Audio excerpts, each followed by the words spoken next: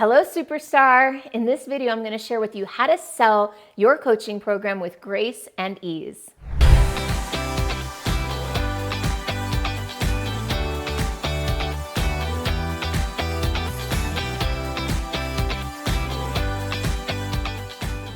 Do you love being a coach and wish you had more clients to coach? Wish you could fill your programs with grace and ease so that it's not so much work to market and sell and you could get to the part that you love, which is actually coaching people? I know the feeling because I had the feeling. I was where you are a few years ago. I started my business 14 years ago and spent the first 7.5 years really struggling. And here's the irony of the whole thing. I struggled especially with sales, with selling programs and also selling them for the price that I knew I deserved. Now, I thought I knew sales. I had been in sales. I'd been in art sales. I'd been in publishing sales for a magazine. I'd done real estate sales, and I'd even led workshops and seminars on how to do sales. I thought I knew sales. But 7.5 years ago, I had a breakdown. You may have heard about it in some of my other videos, not gonna get into it here. But essentially, I met a mentor who showed me a whole different way to do sales. And what he taught me is that the skills to sell a house or a magazine ad or a piece of artwork is very, very different than the skill to sell yourself. And even better, that I wasn't actually even selling myself when I was selling programs, but actually I was selling clients on them.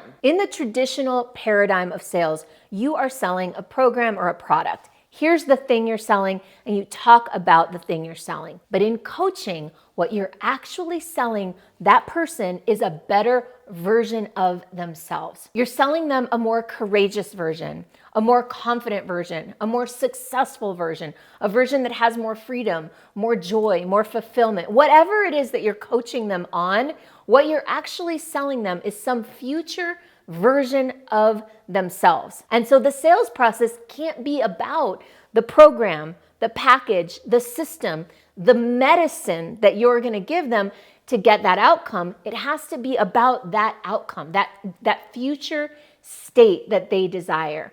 That was a huge paradigm shift for me, and it requires a whole new way of selling. Instead of focusing on the thing, you're focusing on helping them tap into that part of themselves.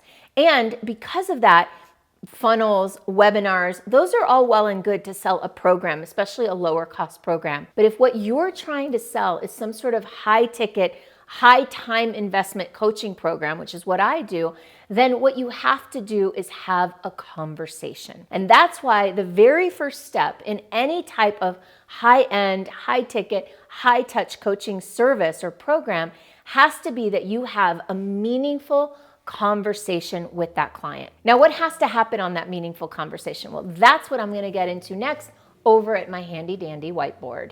Now, before I get into my awesome process, I want to invite you after this video to watch a much more detailed video. If this video resonates with you, if it makes sense, the philosophy, the approach that I'm going to run through, then I invite you to check out the more detailed video that step-by-step walks you through all 10 steps of this process. Now, that video is called How to Sell a Coaching Program Part 2. I'm explaining the 10 steps of the sales process, all right? So go ahead and watch that at the end. The video is linked below in the notes section.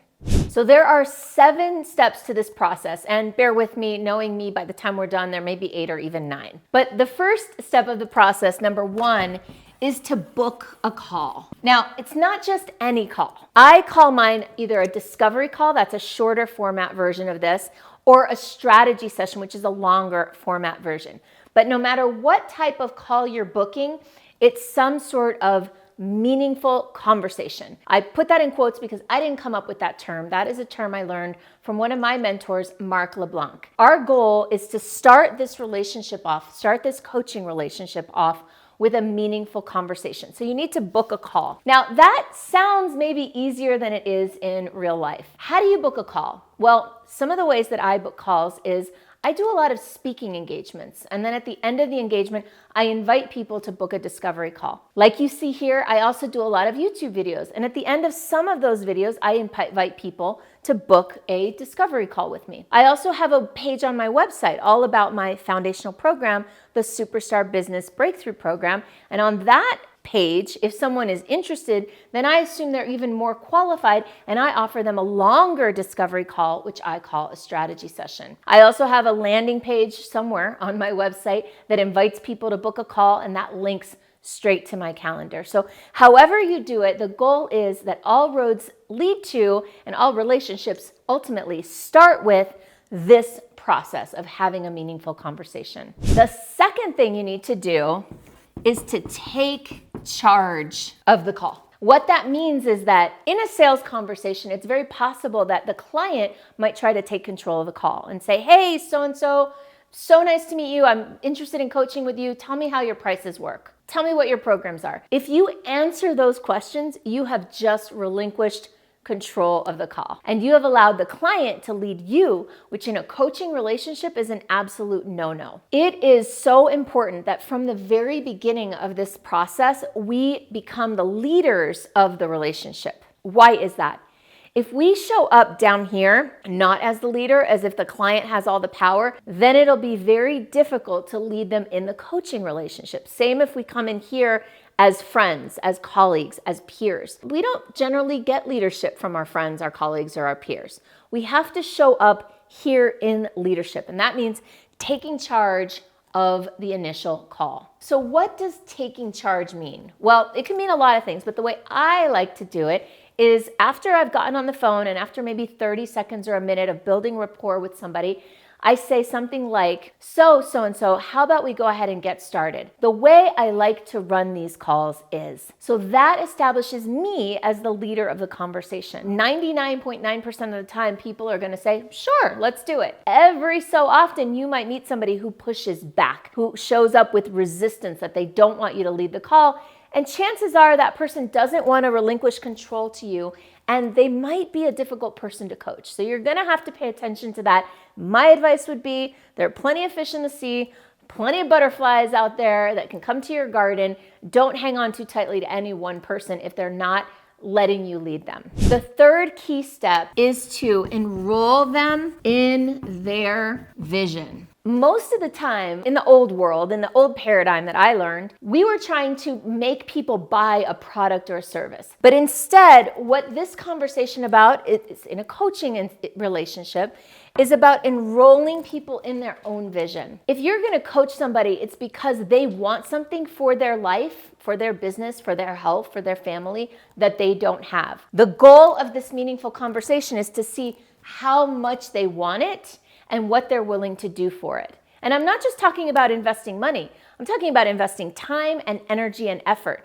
They're gonna have to show up for coaching calls. They're gonna have to do homework. They're gonna have to face uncomfortable situations. They're gonna have difficult conversations. That's a lot of work, requires a lot of energy and time and focus. So you need to know from the outset, are they enrolled enough in their vision to do that work? Because only when they're enrolled in that vision and only when they're willing to do that work are they going to get the results. The fourth step to selling your coaching program, and I know some of you aren't going to like this, I know some of you are going to resist this, but I'm going to tell you anyway because it is the truth, and that is they've got to feel the pain. Now, what that means is that they have to feel the pain of not having this vision.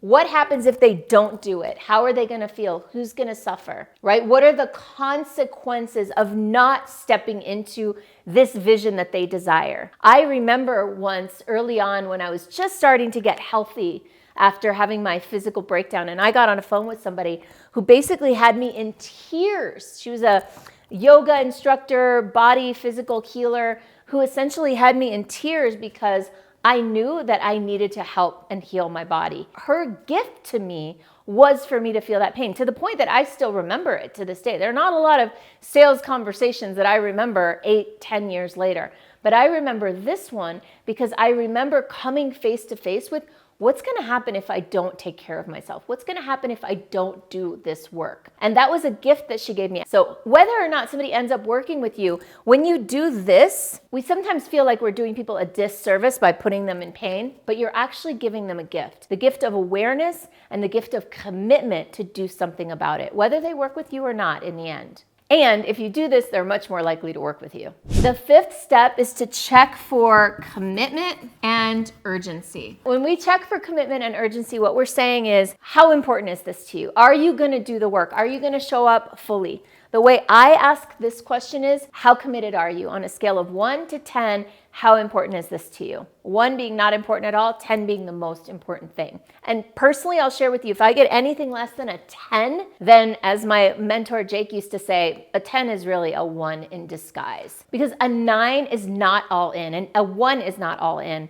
Nothing but a 10 is all in, and I want clients who are all in. The next question I ask about is urgency, because I want to understand what's the timing of this. I know if somebody wants something right now, then that they're much, much more likely to say yes than someone's like, well, it's the most important thing, but it's 12 months out. There's some incongruency there. There's something to have a conversation about there. So these 2 questions are really powerful and set you up for the next question. These 2 questions are really powerful and they set you up for the next step, which is invite. This is where you actually make the invitation, if and only if there's commitment and urgency. If there's not commitment and urgency, I suggest not even moving on to this and just saying, hey, I don't think it's a right fit right now. Here's a book you may want to read, or here's a video you may want to watch. But if it is a fit and they are ready and it is now and they are a 10 out of 10, then I recommend moving into the invite phase where you let them know, yes, I can help you. Yes, I want to help you. And this is what it could look like. And once you've done that, and once you've worked through all the ramifications, all the programs and permutations, I'm not going to go into that deeply right now. That's where we do number 7, which a lot of people skip. And I'm going to ask you not to skip this, which is gain commitment, meaning getting your yes or your no, either way is fine, and taking payments. Now, sometimes people feel like, whoa, you take payment right there? Yeah, I do. And the reason I do that is because they will never be as hot, as committed, as engaged as they are at the end of this phone call. This phone call is designed to have them ready to take action. It's also designed to weed out the ones who are not, because we don't make an offer unless this piece is here. But if this piece is here, then why wouldn't we go ahead and give them the opportunity to invest in that vision starting right now? And so that's a really powerful thing you can do. And what I found is people who don't do this often end up chasing down clients and losing people later down the line. So I would invite you to consider taking full payment right there and then, or if you can't, or if it's a very big package, you might want to offer a payment plan and at least take a deposit right up front. If you are a coach or consultant or some other expert and you're looking to grow your business, increase your sales, and to do it with integrity and heart and contribution, then maybe I can help. Go ahead and visit superstaractivator.com/go and sign up for a discovery call with me. We'll explore if and how I might be able to support you. I'll give you some ideas and advice, and then we can see if we want to dive in even deeper together. You can do that by clicking on the link below or going to superstaractivator.com/go. See you there.